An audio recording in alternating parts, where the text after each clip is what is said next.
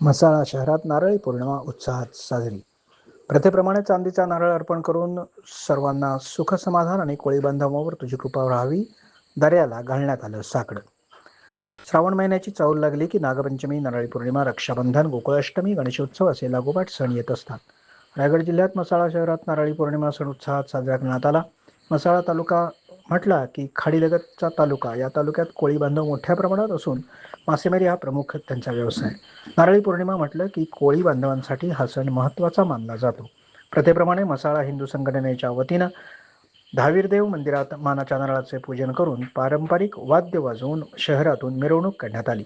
त्याचप्रमाणे दर्या ठिकाणी जाऊन नारळाचे विधिवत पूजन करून आरती करण्यात आली.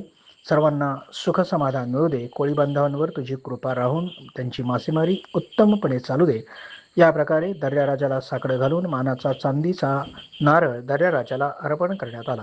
यावेळी हिंदू संघटना तालुका अध्यक्ष समीर बनकर, सचिव महेश पवार, म्हसाळा शहर हिंदू ग्रामस्थ मंडळ अध्यक्ष नंदकुमार गोविलकर, सचिव सुनील यादव, मानकरी गौरव पोद्दार, नगराध्यक्ष सुनील शेडगे, संजय कर्णिक, महादेव पाटील, स्थानिक पोलीस प्रशासन, तहसील कार्यालय, म्हसाळा नगरपंचायत, त्याचप्रमाणे येथील अधिकारी वर्ग, व्यापारी, उद्योजक, प्रतिष्ठित नागरिक बहुसंख्येने उपस्थित होते.